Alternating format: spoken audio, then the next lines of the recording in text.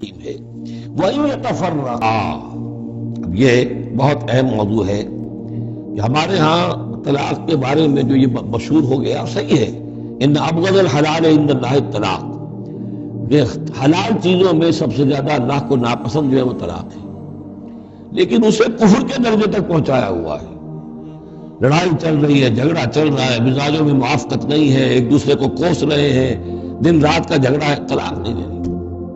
یہ احمقانہ طرز عمل ہے، بالکل احمقانہ، شریعت کی منشا کے بالکل خلاف۔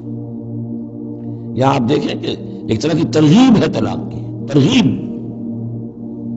وَإِن يَتَفَرَّقَا، اب اگر وہ متفرق ہو جائیں، علیحدہ ہو جائیں، سیپریشن جو آپ استعمال کرتے ہیں، سیپریٹ ہو جائیں، یغنی اللہ کلا من سعتہ، اللہ دونوں کو اپنی کشادگی کشائش سے غنی کر دے گا۔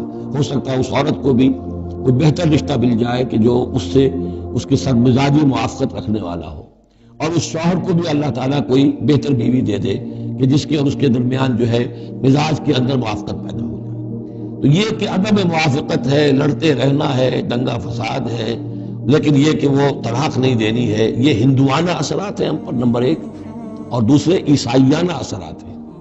عیسائیت پہ بھی طلاق حرام ہے، اس لیے کہ قانون اصل میں شریعت، انجیل میں شریعت اور قانون تو ہے ہی نہیں، لیکن جو حضور نے فرمایا ان ابغض الحلال عند اللہ الطلاق، ایسی ہی کوئی بات حضرت مسیح نے فرمائی کہ طلاق اگر بلا وجہ کوئی شخص طلاق دے دیتا ہے تو یہ ایسا ہی ہے، فرض کیجئے کہ اب وہ عورت جو ہے اس کی وہ بے سہارا رہ گئی، ہو سکتی ہے کہ اس کا آوارہ ہو جائے، تو گویا کہ اب اس کی گناہ کا وبال اس پر ہوگا کہ جس نے اسے طلاق دی ہے، بلا سبب طلاق دے دی۔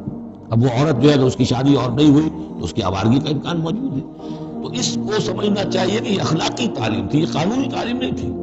قانونی تعلیم تو وہی ہے کہ جو تورات کے اندر ہے۔ آپ حضرت مسیح فرما کر گئے ہیں کہ یہ نہ سمجھو کہ میں قانون کو ختم کرنے آیا ہوں، موزائک لا جو ہے حضرت موسیٰ کی شریعت وہ تم پر نافذ رہے گی، لاگو رہے گی، عائد رہے گی۔ تو قانون قانون ہے اور اس کے ساتھ اخلاقی تعلیم ہوتی ہے، اس کو انہوں نے قانون بنا دیا۔ نتیجہ یہ ہوا جب تک بیوی کے اوپر آپ بدکرداری کا الزام ثابت نہ کر دیں آپ طلاق نہیں دے سکتے، لہذا وہ 100 طریقے کر کے پہلے اسے بدکردار بناتے ہیں اور پھر اس کا ثبوت لیتے ہیں، تب جان چھڑاتے ہیں، ورنہ جان چھوڑ نہیں سکتی۔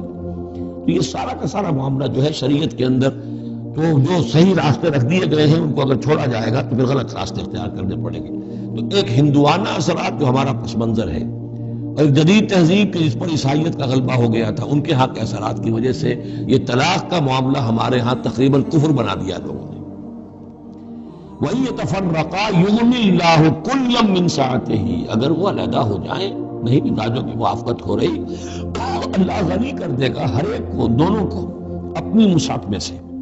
وَكَانَ اللَّهُ وَاسِعًا حَكِيمًا، اللہ بڑی وسعت رکھنے والا ہے، بڑی سمائی رکھنے والا ہے، اس کے خزانے بڑے وسیع ہیں، حکیم ہے، حکمت والا ہے، اس کا ہر حکم جو ہے وہ حکمت پر مبنی ہے۔